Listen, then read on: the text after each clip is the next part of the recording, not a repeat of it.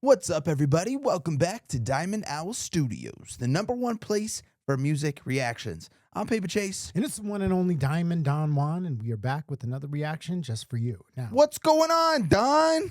hey, I'm about to tell you what's going on. We're about to go on a journey. A journey? Yeah. Through time and space? Yes, time and space. And Okay.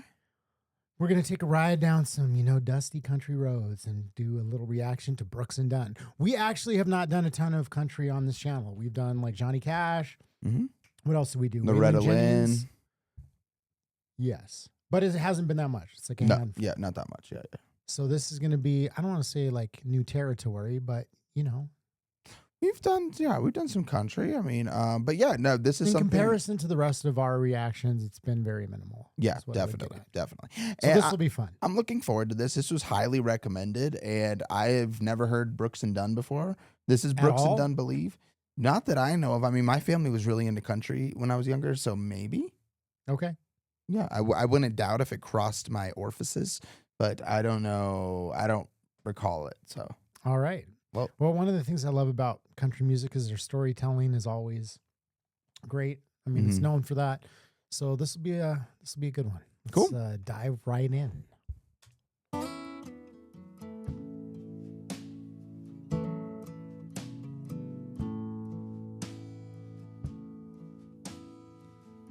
Old man Wrigley lived in that White House down the street where I grew up. Mama used to send me over with things. We struck a friendship up, spent a few long summers out on his old porch swing. Said he was in the war, went in the Navy, lost his wife, lost his baby. Broke down and asked him one time, how you keep from going crazy? He said, I'll see my wife and son in just a little while. I asked him what he meant. He looked at me and smiled, said, I raised my hands, bow my head.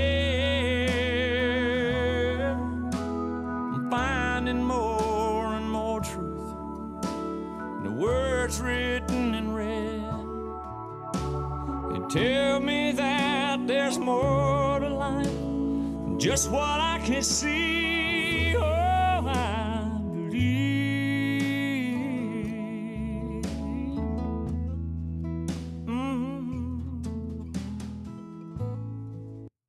What incredible songwriting, dude! Yeah. Wow, what a beautiful message! Mhm. Incredible songwriting, awesome video, beautiful voice. I love everything about this so far. And I just caught, like I did this reaction with Black Pegasus like a year ago, roughly. And I just caught what he meant by the words written in red. Do you know what that means? What it's a Mm. reference to? No. It's a reference to, I believe, in the Bible and certain versions of it, they have Jesus's teachings are written in red. Really? Yeah. So that you can know like what was like supposed to be like his direct like quotes or, what he said specifically. Okay. I grew up really Christian. Correct I did not me know if that. I am wrong. But Yeah, I did not know that. Cool. Okay. Maybe in certain years versions later- of the Bible. yeah, that's what I'm saying. Like there's certain versions that have that Okay. written in red so that you know that you're reading the words of Jesus. Gotcha. I was off at college. A few years later, I was off at college, talking to Mom on the phone one night, getting all caught up on the gossip, the ins and outs of the small town life. She said, oh, by the way, son, old man Wrigley has died.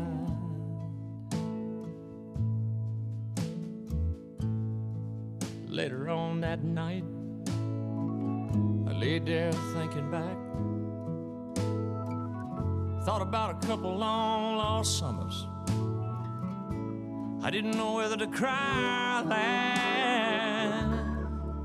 If there was ever anybody deserved a ticket to the other side. It'd be that sweet old man who looked me in the eye, said I raised my hands, bow my head,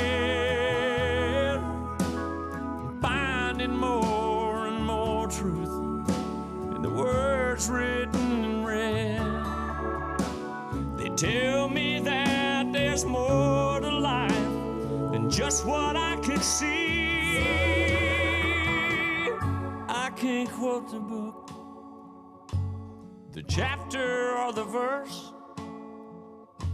You can't tell me it all ends in a slow ride in a hearse.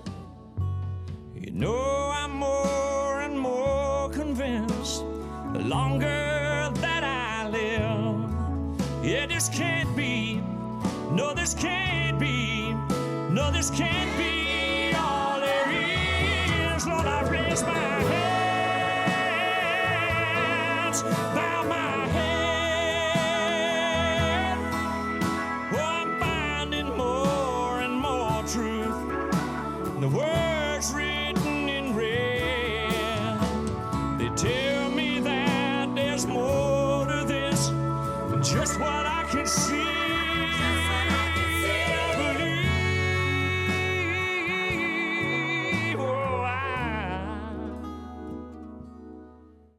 I believe.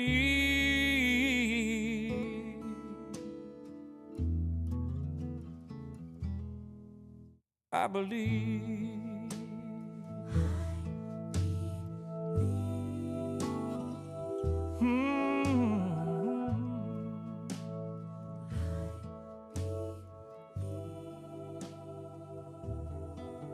I believe.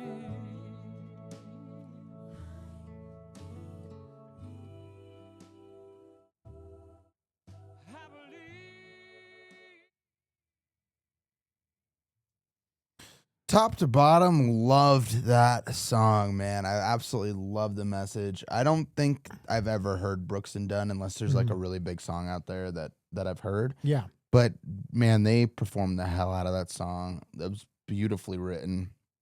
Great all around. Yeah, I mean, I experienced a range of different thoughts during that. For one, I was kind of like sad because, you know, I grew up in the 80s and we actually had a pretty strong like community like in my neighborhood. Like there was a lady across the street, Grandma Brown, that she used to make cowboy cookies for all the kids in the neighborhood. There was a bunch of other old ladies that would like watch out for us. And like, you know, unfortunately my son, when he grew up, didn't have that like in the community. I feel that's like, you know, becoming more of a thing where people are just like disconnected, like even kids like playing outside with one another.